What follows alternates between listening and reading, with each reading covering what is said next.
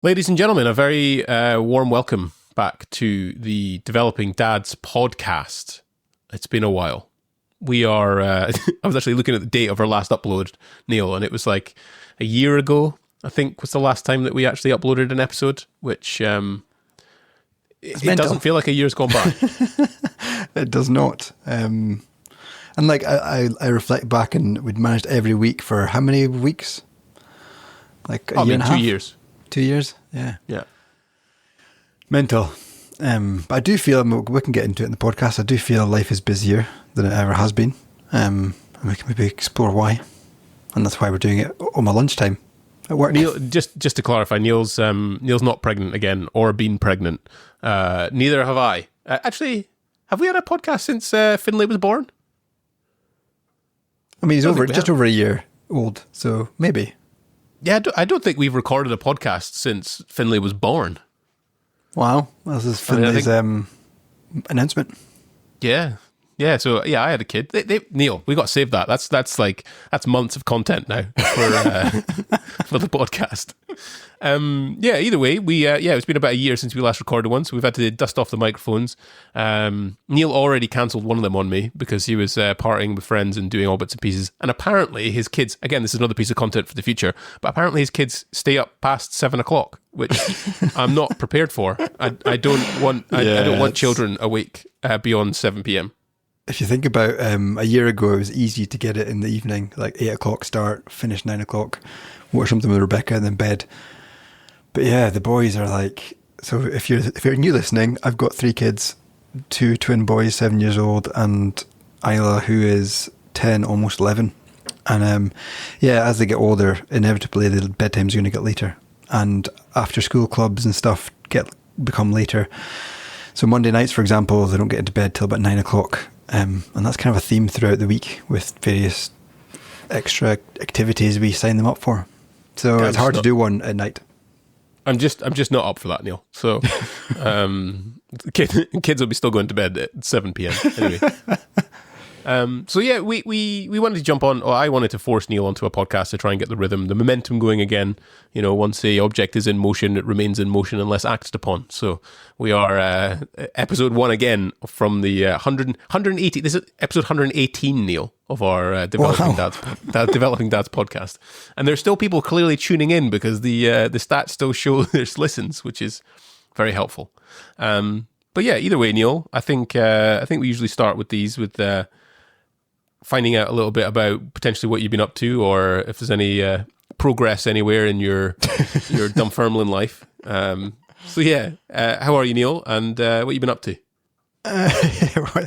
Looking back in the last year, what we've been up to. We'll keep it to the last week because I do have a few points of big events over the last year, but busy, and I think that's going to be a theme. Maybe I'm just being too moany, but obviously I was in London at the end of last week, which one of my first trips for this year, and we met up for pizza, beers, and some family kid time, so that was good. Got back over the weekend, had the usual boys football in the morning on Saturday, chilled afternoon Saturday, and then Sunday took the kids swimming, and then friends over for dinner in the evening. And yeah, I just feel, I don't know if it's just me making excuses, but I do feel like there's less free time now as the kids are getting older. And we've made some decisions. Why is my camera gone? What's Gordon up to? There we go, I'm back. He's mucking around. We've obviously made some decisions of like doing more extra activities with the kids, like bike club and horse riding lessons for Isla and cubs and beavers. And I'm a cub leader now. I don't think that was a thing when we were doing the podcast. So that takes up, I don't know, maybe 7-8 hours a week of planning and organising stuff. So I just feel like I'm busier, but I'm still enjoying life. I'm still in a happy place, still riding that wave. I mean, don't get me wrong, there's probably been hard times over the last year, and we can maybe get into it in an episode where I crashed a car and had a near-death experience with the 3 kids in the back. Wasn't great, but yeah, it's the roller coaster of life. But right now, I'm high up. High up, Neil. Good, nice. Yeah, how do you, because it's easy to be busy, right? Because like previously, the simpler times of life, your distractions were essentially just, go out, find the thing, eat the thing, go out and do it the next day, or go out, grow the thing, come back home, do it again the next day, right? That was kind of it. We didn't have technology or holidays. That's kind of a new modern invention, I guess. Yeah. The long-winded question is kind of like, how much of the stuff are you doing is actually like a needle mover, or actually something that's good? Because I just think it's so easy to be busy these days, but actually you're so unproductive, and not necessarily in a clinical fashion. Like you're just not productive in like actually making yourself happier or enjoying things more. Yeah, that's so fair. How are you identifying that, and then ultimately? I'm always say yes to things and apologize later, or sort out later. But I think if I look at my week to week, we've said yes to a lot of extra kids activities. We've got more financial freedom with Rebecca working now. That's a new thing that's happened in the last 12 months. Proper income for both sides. So we're now dual income household, which has made a big difference, and that allows for the kids to experience a bit more things. So like bike club every Thursday, although the club isn't a financial commitment that much, but it's a time commitment, and buying new bikes every 6 to 12 months as they grow out old ones is an expense. And before we didn't manage to do that, but now we have that freedom. Isla started horse riding lessons. That's a very expensive pastime. But yeah, I guess we want the kids to have experiences in their childhood, because it's such they're not much, like, what I'm trying to say. They're going to live till they're 100. Their childhood is only 15 years of that. Can we maximise that as best as possible is a bit of a philosophy. And hence why my week is just filled with stuff now. But I guess my question is, how are you ensuring that is time well spent? In that, you can try lots of things. I'm all for that. There's no question of that. You want these experiences. But then if you're telling me you're like super busy, do you feel like then, like, yeah, because it's like, I'd say I'm busy, but I'm still happy. There's no like serendipity, right? Like you can't just randomly do something because you've got 14 different activities a week. Yeah, fair. I mean, weekends, we have a bit of a family rule where there's no classes or like things weekends. That's like family time or friends time. So yeah, I guess it's just juggling things. Like Wednesdays, we have a free night. Yeah, I don't know. I think the measure of, is it going well or is it getting too much, is, am I still happy? Am I still enjoying life? Is there any long periods of depression or anything like that happening? No. Do I need to change anything? No. It's going all right. What about the pod, man? You got to commit to the pod, right? Where does the pod fit in? I'm hoping we can build it into my lunch times. All right. That seems to be a doable time, I think. There's nobody in the house. There's no commitments. So, and like, I think, but when we did I think we started during COVID, maybe? I can't remember, for the pod. But I feel like, the kids were obviously younger, so less things on at night time. They had a bedtime at 7:00. So that was easy. And I was maybe going in the office, I was traveling a bit more. So yeah, I feel like lunchtime seemed to be a good place to do pods.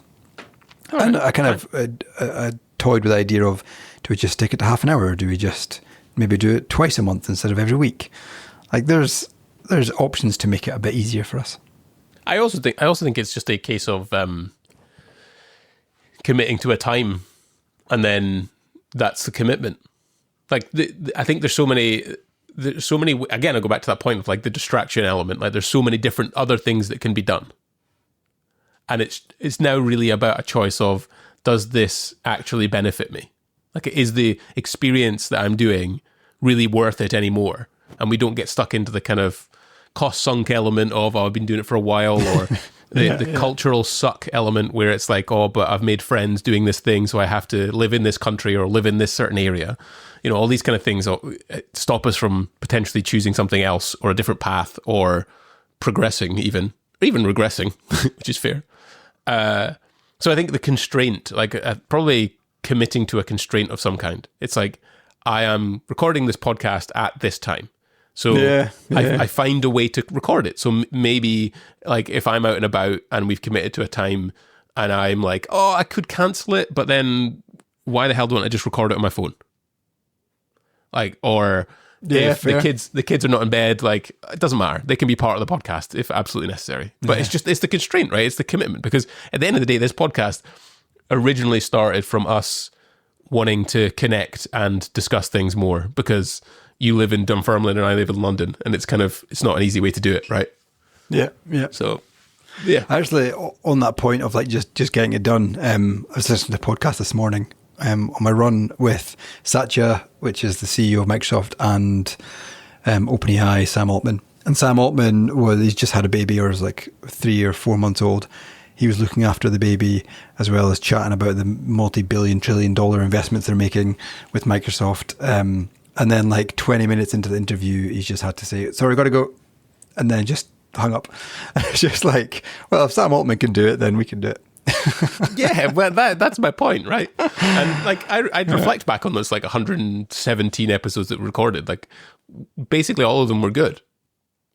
Like, all of them had some kind of takeaway maybe for personal. I always think like when Rebecca Isla's old enough to listen back or whatever, or I get hit by a bus tomorrow, it's quite a nice momentum. Yeah, she's going to listen to us yabbering away for the best part of like a quarter of a year or a third of a year, right? Just chatting stuff. Anyway, enough about me. How are you? What have you been up to? Yeah, I'm all right, thanks. What have I been up to, generally speaking? I think building this year overall has been the best year I've ever had in business, which is great. And I think it's important, like it's always important as well on this kind of like business journey, regardless if I'm just a sole operator or now I'm not a sole operator. I have sort of 9 people that work within the business, that there are good times and there are bad times, but it's not about the like month to month or acute element. It's actually about the bigger picture of how good has this year been, and in fact, actually, how good has the last 5 years been? Because some months are incredibly profitable and some months are not as incredibly profitable, which we've kind of talked about when we were having a beer together. And it's so easy for me to get like wrapped up in the month, say a month-to-month number, or clients leaving over a quarterly period or whatever else, and not actually look at the entire year and go, holy shit, yeah, I've built this business to something that's bigger than it's ever been. In 14 years of being incorporated, I've never made this much money from a revenue perspective. I've never spent this much money. But revenue-wise, it's the best it's ever been. I have to be able to keep that in mind. So, yeah, that's the first thing I've been up to, is the business side is great. This quarter's not doing as well, but hey, we roll with the punches. And I'm glad I don't live on the edge. I have months and months to be able to keep the business going, doing well. And new clients are coming in all the time. So yeah, that's good. That's a good side of it. So that's good. Business is good. Trying to figure out kind of how to repackage the business or turn it into a productized business rather than it being a yes man business. Kind of alluding to our conversation where we were just talking about the idea of where do you focus your time and energy, be it in your personal life or your business life, when you have so many opportunities and so many things coming your way. When I try and decipher that, I can look at my spreadsheet and see that, 20% of my clients are driving 80% of the revenue, which is a common theme in some businesses where you can look at those things. So I wouldn't be surprised if like 20% of the things that the kids do drive 80% of the happiness, right? Not unreasonable. So looking at those kind of things, trying to productize the business, streamline it, improve the sort of systems and everything. And then, maintain sanity and happiness and all those kind of things that go with it, which is part of the process. Personal life, the second heir to the throne was born last year. Finlay arrived. He's having a good time. He's growing. He's getting chunky. He's starting to try and learn to talk, so his words are babbling away. He's running around, Big observation in that is kind of, I always try to treat Olivia, and even Finlay, to be fair, with no real... I try not to add any kind of like bias of boys and girls. and who they are and what they should do and what they should wear and where they should go and the activities that you should go through. And I've tried to do that and maintain it, but they're not the same. They are a boy and they are a girl. Like they maintain so many characteristics that are synonymous with the boy, synonymous with each other in the sense of they both like to play with certain things or do certain bits and pieces that are similar in terms of their characters, but there's just something a bit different. Like Olivia will sit and draw and kind of want to chat to you and ask you how your day is. And although Finley's younger, he even if I was to compare the same ages, he would rather run head first into a wall and then just keep doing it because it was fun. Yeah. Right. Yeah. So a bit of that. That's cool. What else? Like navigating maternity leave again. We had a great package that Laura had through her work, which was nice. But then to the end of it, you don't get paid, so you've got you kind of constrained revenue, personal cash flow. So I had to go through that. Had the garden done in the house, so all the ground floor is all done, living room's all done. Kind of enjoying the house now a bit more, certainly from a ground floor perspective. We need to get the bathroom and some bedrooms done, but all in due course. All in all, good, man. Like I don't have any complaints. Like. Yeah, it's funny when I mean I don't know if we've got any kind of listeners anymore, but if it pops up on your raised download, people expect like ever since it's been a year that it's going to be some big life. I mean, Finley being born is a big life event, but I don't know. You almost go out looking out for the drama, looking out for what's happened, has there been any kind of big news or big scare? But I think we're both pretty level headed in terms of it's just life. It's just we're doing that thing. We're making money, we're building our families. Yeah, you do. Well, negativity bias is a thing, right? Because negativity bias allowed us to the asymmetrical risk of death was quite high when you were a caveman wandering around. So you're going to look out for danger, right? That's the negativity bias. You're going to look out for the lion that's lurking in the bushes. So you're better to be observant of the negative side rather than the positive side of life. Because the negative side is you die. The positive side is you have a better time. Like, okay. So, I don't think I'm a negative Nancy. And usually, the neutral is probably where I'd likely sit. I just don't see like the good outcome from like extremes. I just don't know if the happy life is really at the top end or low end, like experiencing those kind of bounces. But that's also hard to like accept as well to some extent. Like sometimes, I remember speaking to a friend about this, sometimes earning the same amount for years on end is not necessarily a bad thing, especially if it's a high amount.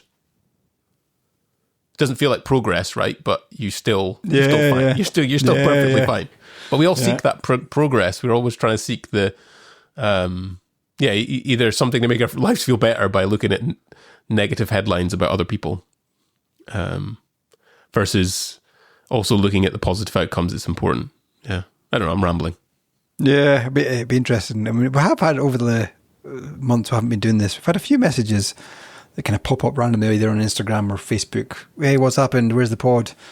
So it'd be interesting to hear if we do have any listeners that listen to our 120 odd episodes and are keen to tune in and listen now.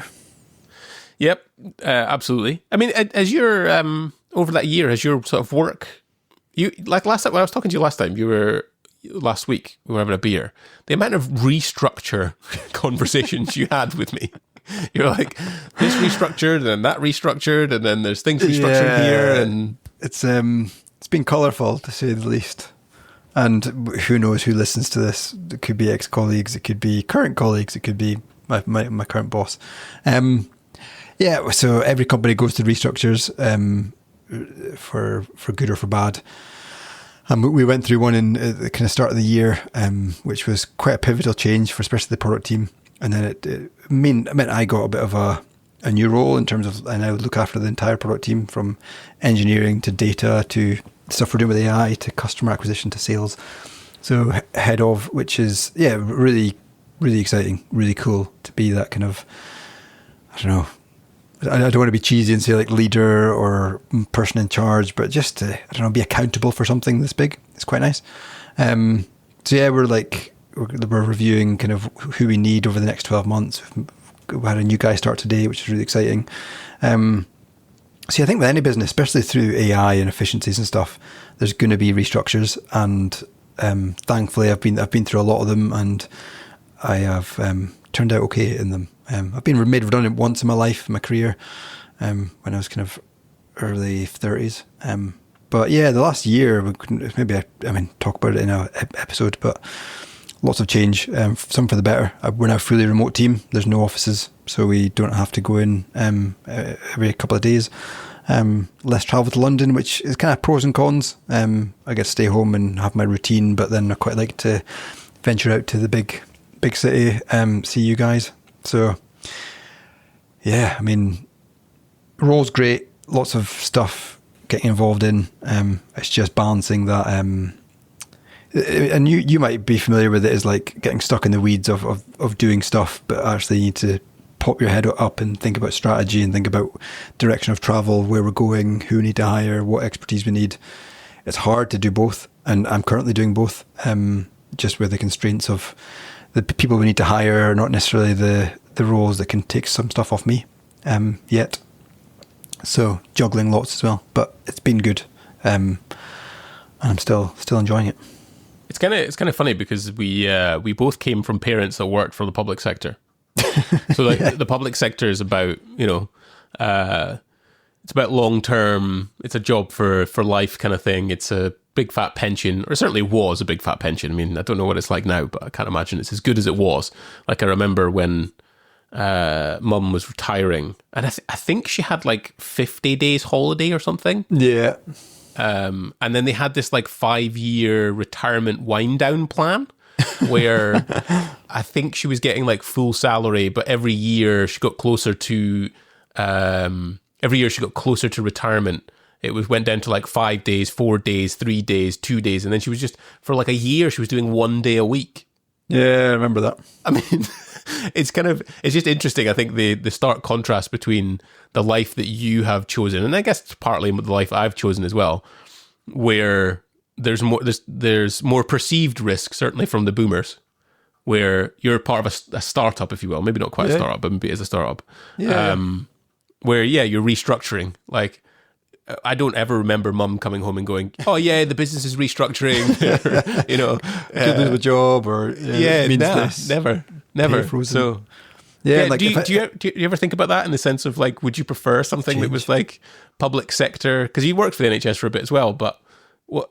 Given you've got 3 kids now as well that are all doing horse riding and costing you new bikes every 6 months. I really enjoy the change. So I mean, if you look at my CV, I've stayed with the same companies for multiple years. Like I'm in my 5th year in this company, but my role every 18 months has changed. Some really significantly, others not so significantly, and I've really enjoyed that kind of change of responsibility and change of pace, and it's allowed me to kind of flex. When the kids were young, I kind of had a little bit less pressure. Now the kids are kind of pretty self-sufficient. I can do a bit more in terms of workload, but it's becoming more like when we were interviewing for a role we hired, I think 3 months ago, looking at CVs and stuff, and like the longest serving person we were looking at is like 4 years in a company, and you're just not seeing that kind of multi-year, 20-year length of service. And some people like it. As you mentioned, I was in NHS I did 18 months in the NHS. And the people that I worked with when I was kind of early, mid-20s are still there doing a similar job. So, yeah, it's not for everyone, and it's certainly not for me. I like the kind of startup-y lifestyle. There's some fires to manage. There's conversations you need to have over the kitchen table with a wife about like finances, and I might not have a job in 6 months. It just keeps you on your toes, and makes things interesting. And I'm confident in my abilities. If things did happen, I could pivot and get a new job. What would you prefer? Would you prefer the stress of deciding? Would you prefer the stress of working out what things you would do outside of work or the stress of work? Stress of work, I think. So you prefer, because like the NHS bunch that you're talking about, where they still work there or have been there for 20 years, you know, I guess they then just they kind of like offset some level of choice there, where they know they've got a job, they know they're going to get paid, they know what time they need to turn up. Like there's an ignorance, right? There's a nice, yeah. You just Their get life to do might that. be easier. So then, you know, maybe they don't look at it like this way, but perhaps it's a case of, well, now that section of it's kind of taken care of, and now I can just plan what I do outside of work, right? I don't have to worry or stress or whatever else about the day-to-day of work as much, because it's kind of, I know my role, I know what I need to do. That's it. Yeah, and that's not for everyone. And Rebecca will testify to this. Is like, I don't know, I look for chaos or I look for busyness. So like weekends, I like to plan out weekends and know what I'm doing. I like to fill my time, I guess. And you could say, like, it's not this, but some people might argue and say, well, what are you not doing? What are you hiding from? What are you running away from? It comes back to being kind of stoic and living for the moment. And I don't know. But then you could argue, if you're reciting one of your favorite authors, stillness is the key. But I think he also says you can have there's something about chaos in that line as well, or that paragraph, where you can still have maybe not chaos, but yeah, there's moments of stillness in my life, but it's also very busy and very, very full on. Like we got a dog. I don't know if that was in the last podcast. Gordon always thought I was a bit wild getting a puppy. Now she's transitioned into it is wild getting a puppy. There's no way, no right or left way about it. That is wild. Definitely not having other kids, but I'd have another puppy. I think I love the dog. So yeah, I don't know. I like a full life. I think these people I work with, like, they probably do the same routine at home as well. Like, they're used to the kind of work routine of starting 9 till 5, getting home at 5:30, having their dinner on the table, and then sitting in front of the TV.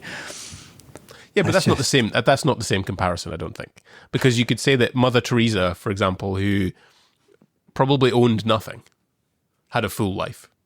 Like, and you know, how much did she actually do in that sense, right? So she didn't sit in front of the television. She probably went to church a lot. She helped the sick. You know, she lacked any of those things you're describing. There's no sitting down doing nothing in that sense. But she didn't own anything or possess anything or get paid for anything. But she fundamentally had a full life, I would have thought. So yeah, I guess I'm kind of like, I'm intrigued if. I've been thinking about this a lot. Like, I was doing some ChatGPT stuff on retirement and retirement planning and all this kind of stuff. And although I'm only 38, I would like to retire when I'm 57, or when I can essentially start drawing down my pension, and be prepared for that. And also be prepared that I can have the option of not needing to work, because both of us need to work, right? That is it. It's just necessary. And I'd be very surprised if anyone would be doing their job full time if they had the choice of work rather than the need to work. So then my question is also, well, what would I do outside of that? And retirement is kind of part of that process, where you're now deciding, what do I do when I'm not working or having or needing to work? And I think a lot of people arrive at that point having never thought about it young enough. So it's a bit like what I'm saying to you is, I guess, all of these experiences, at what point do you like decide, okay, this is the thing I'm going to double down on, or, you know, I'm going to create more space for it, if you will, and delete some of the other things. Don't know what you think. Yeah, no, I think it's like a prioritization. We do this at work all the time. Are we working on the right thing? Is it going to add the value we want or we expect in the next 6 months? Do we need to pivot and change course? And I think it's probably healthy to do that in real life, in personal life as well. Don't know. I still come back to the giving the kids experiences and giving myself experiences. May to other people seem like a full-on life and seem like it's just super busy, and I don't know where I'm going with this, but what was the question? Just what you thought about the idea that if given the choice, would you still be doing all of these things rather than just saying yes? Because retirement is a realistic proposition for us at some stage in our lives, and we have to choose when we're going to take it. And then it's like, well, okay, well, what would you do with your time?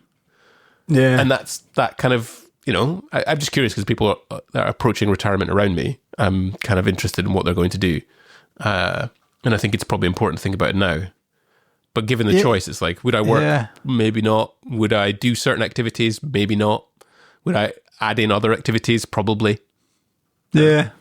Yeah, there's definitely what's the saying, like, if you stop and not fill it with anything else, then, I don't know, you start seeing the decline of people quite rapidly in retirement. So I think I would still be a busy life, probably still be involved in scouts. Like, we could probably do a podcast on kind of my journey through the scouting, I don't know what you call it, cult. It's not a cult, but a group organisation. And like, I'm camping with people that have been doing it for 40 odd years, who are maybe in their 60s, 70s. And they've obviously lit, like, one crazy thing is, like, I've ran a few cub camps now with hundreds of kids. And in the 1980s, when they used to run cub camps, the leaders were allowed to get drunk. And it's just like stuff like that where I don't know why I'm digressing, but yeah, probably do something like that. Like stay active, stay fit, stay alert. Yeah, definitely work less. Yeah, but it's something I'm not thinking. I mean, I'm thinking about my pension pot relatively regularly, kind of a few times a year. I guess I'd have a look at it. It's doing really well. And forecasting to. I mean, everyone's doing really well at the moment. Yeah. It's the biggest bull market ever. Like, if you look at this, the way the S&P 500 has basically just gone from kind of flat, a few dips, to like an absolute rocket. So yeah, I don't know. I think I'm just where's the bubble bursting though? Well, it's a bit of that, yeah. Bubble bursts and all that kind of thing. I mean, I don't know, like. If you start looking at like bubble bursting and stuff, you're trying to time the market, and everyone and anyone always says like 90% of traders don't make any money. So I don't think I'd be bothered about it. But yeah, I think what I take into consideration is like risk tolerance. Do I have more risk tolerance when I'm younger? Yes. Do I need to pull my pension out anytime soon? No. So then, do I need to diversify, or do I want high returns? So I'd opt for the high return bit. And then as I'm going to get older, I'll pull it out of any of the kind of stock market stuff and start putting it into like bonds or gilts, and earning a far lower return. But at the end of the day, it's not as at of risk. Yeah, back to that sort of discussion point on kind of like choosing what to do and when to do it, and whether the thing is actually returning well to you. I think there's like two sides that I've observed recently. It's one where like a noble task or a noble thing that someone's completed or doing, unfortunately causes a trade-off of another thing. So, for example, trying to care for someone, and then all your energy is plowed into that. So your time, energy, patience, energy from a tiredness perspective all gets plowed into that activity, but then you trade it off from then ultimately looking after someone else who has benefited you more in your life, right? So children or grandchildren or any other kind of individuals. So there's always a trade-off, right? So at some point, like, activities do become a trade-off. So you're choosing to not do something else. So that kind of sparked an interesting thought in my head of like, you at some point do have to audit yourself and audit the things that you're doing and how you're doing it. It's like the classic end of years. What subscriptions have I got going on that do I actually need these? Can we just get rid of them? Right. Those are all my subscription stuff. So yeah, I just wondered, based on all the kind of activities that your kids are going through and you're going through and all that kind of stuff, like at what point do you audit it? Yeah. It's about value though. And I think like it's quite simple, like equation of, are they getting value from it? Are they enjoying it? Can I just raise something that I remember Scott Bapty told me about your Vivino. This is random. Your Vivino thing. It has a very good link to this. Perhaps this is one of your toxic traits. But when Neil, like, if anyone on the pod likes a glass of wine, you can use the Vino app and you can scan labels on wines, can't you, Neil? You can see them, and it'll rank them. It gives you the sort of average rating of that wine. You can also add friends and whatever else to this. And one of an individual who knows us both reasonably well, he's friends with Neil on Vivino. And he noticed that Neil basically just gives every single bottle on Vivino a 5 out of 5. He thinks it's amazing. Which is, it's great, but it's not true though, is it, Neil? Like, your ranking system on Vivino is way off. I've definitely tapered it down a bit. I mean, I'm just looking now. You're being more critical now. Yeah, because I agree. Like, and it's probably that, like, you have 2 glasses of wine. Oh, this is great. But the first glass might have tasted like shit. Yeah. I've given a few 3.5s, 4.5. I've rated 130 wines. Alcoholic. That's probably one for a pod, but I've definitely decreased my alcohol consumption. So do you think then, on that basic observation, that perhaps you have a toxic trait of positivity, that you'd rather look at the 100%. bright side rather than any even negatives? Yeah. And the team will echo that in terms of when we do our stand-ups every day, and I'm always the energetic, happy person. You're the Wolf of Wall Street at the front going, I'm not leaving! Positivity and all that. And I think I could be argued wrong, but I think that's quite a healthy position to be in life. Is it health? Is being the positive light? I mean, I would say, I think I've said this before in the podcast, which is like, I think we, generally speaking, fall to the highest level of enthusiasm. But then you do look at, and this is quite morbid, and I don't know if this is appropriate. You can tell me. But I don't know if you've seen is it the Bradford City football advert, where there's 2 men that are sitting next to each other, and they're cheering on their football team. I don't know if it's Bradford City, but I think it might be. And they're cheering on their football team, and one of them is a bit of a doom and gloom type of cynical football fan, right? But the other one is a really high, energetic, positive football fan. And one day, the positive football fan is not there anymore. The seat is empty. And it's actually an advert for suicide. Wow. So, I think I have. I've heard about it. So I guess, you get that classic kind of thing where it's like, oh, he's really fit and healthy. I don't know why he had a heart attack. Oh, he was always really sort of happy and outgoing, but he's not here anymore. Yeah. So sometimes, I don't know. Maybe I'm going way off piste and going a bit too extreme, but sometimes is like, it's nice. I do agree with you. I think that most people will fall to the highest level of enthusiasm, and I think it's important to have that carry it. But I think it's always good also to assess, like, is the enthusiastic energy just covering things up? Am I just finding it with myself rather than, am I just masking over actually, I'm actually quite tired? Like, do you know what I mean? And I think that level of like self-reflection and that self-awareness, I think that's actually really important because, man, burnout kicks in, divorces happen, addiction tiredness starts. happens, addiction starts. Yeah, absolutely. Like I'm pretty sure your alcohol consumption is probably high during the period in which you had twins. Yeah. Like if you look at I don't know if you can get it on a graph, but ratings on Vivino, probably sky high. This year has been way low because I've been drinking very little. There you go. But yeah, interesting. We should maybe do a bit of a cliffhanger. What are we chatting about in the next episode? What we chat about in the next episode? Oh, good question. I mean, well, we've got to do the 2025 year in review. That is a piece of content. We've got the Christmas special. We'll have to do a bit of that, right? We might be able to do that in person because I'll be up in Scottish land. We've got goals for 2026. Like that's another one, right? So there's already 3 bits of content there. Yeah. What would I like to talk about? I would like to talk about what would I like to talk about in the next one?